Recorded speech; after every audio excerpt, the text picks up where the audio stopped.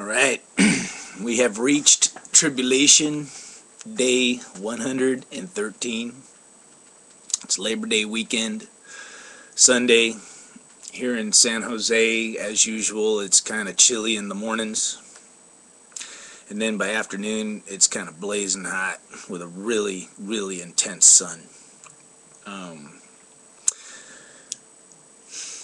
Around the world and around the country, ongoing extreme weather.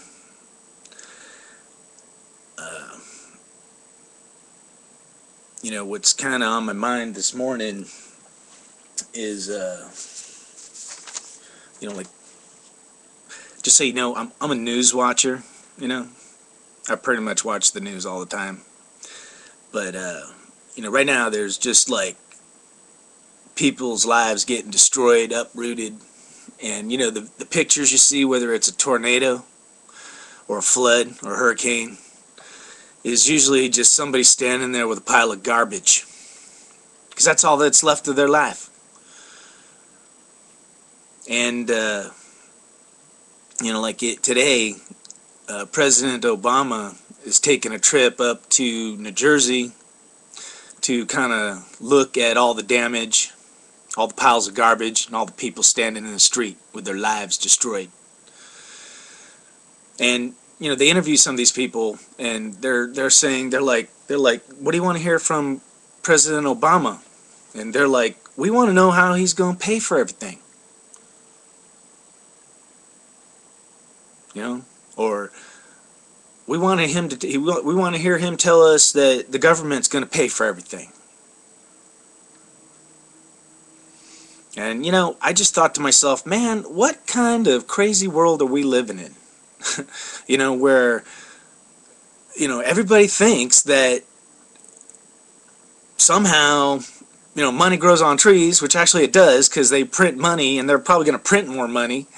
But that when everything gets destroyed, whether it's your car or whatever, it's all going to be paid for. One of the things that I had talked about in past blogs is how fake everything is, and how like insurance is this big Ponzi scheme, because it only works when like one person's stuff gets wiped out. But when everybody's stuff gets wiped out, man, there's not enough money to go around. And the government doesn't have enough money either. So, I can't wait to see President Obama, getting out there today and telling everybody, don't worry, the government's with you, you're going to be taken care of. And what we know is that's just not how it works. Ask the people in Katrina that are still, 5 years after that their houses are still destroyed. Rebuilding is a slow process. But I think, God's the one giving us a message, warning us. I've been talking about it. It's about reassessing what you value. Because our future, everybody's lives in the next couple of years, you might have been living in a house with a white picket fence, but all of a sudden you're living in the street in a pile of rubbish. That could be the future, It's crazy. I'm flicking through the channels, and, one of the most horrific shows out there is this show, Sweet 16 on MTV, where it's some 16-year-old that has some kind of insane parents where they spend millions of dollars on their 16th birthday. And I was watching today's episode, which was, particularly sickening, of some girl, and I kept thinking, where the hell did her parents get all that money from anyway? But then at one point in the movie, the daughter, as she's spending just unheard of amounts of money, and she kind of glances at her parents like, is it okay to spend all this money? And the father looks at her and says, hey, you know what? It's your world. I'm just living in it.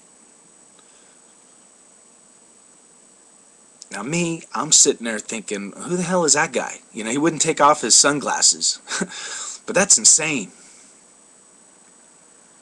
If that's what we're teaching our kids, that's why the world is going into the toilet. Everybody walking around thinking it's their world. I do what I want. Well, guess what? God has a way of kind of beating us all down, and the only question is going to be is whether you're stubborn enough or stupid enough not to realize the message that's being delivered to you as your new life of living in the street in a pile of garbage starts. You know, it's like there's powerful deceptions out there. And that's, you know, everybody's going to have to find the truth. You know, from either side. You know, like if you're working for evil, you're some kind of a sinister soul lurking around, creeping around, doing sinister things, then you would view somebody that's a positive soul, especially if they're talking about God or Jesus, you'd view them as the enemy. But you know what, there's probably way more people where they're not so much sinister. They're actually really nice people. They do a lot of nice things.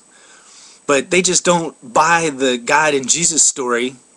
You know, so their view on it is, hey, when people throw that at me, you know, that's just some kind of deception, man. It's like, it's a fantasy, man. Those people are kind of psychotic. You know, like, hey, the earth could even be changing, you know, like earth change, climate change, but, you know, God and Jesus? Crazy?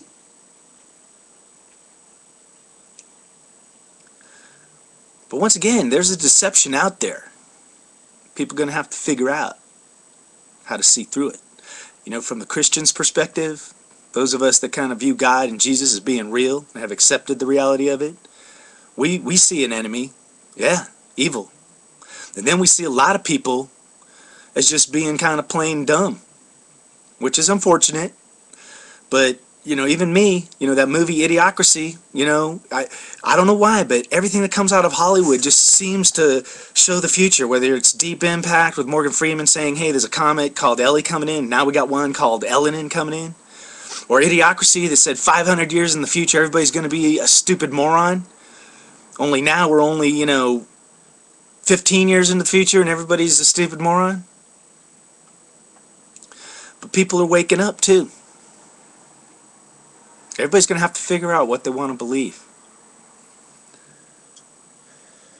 So, you know, I'm going to go ahead and sign on out today. We'll see what happens. I'm monitoring the earthquake levels.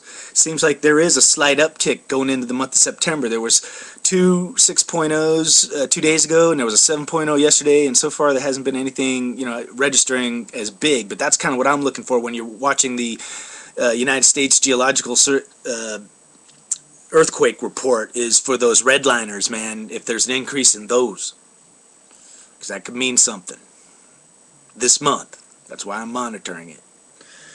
But anyway, as we get about our lives, as we get our tribulations on, think positive, keep the faith.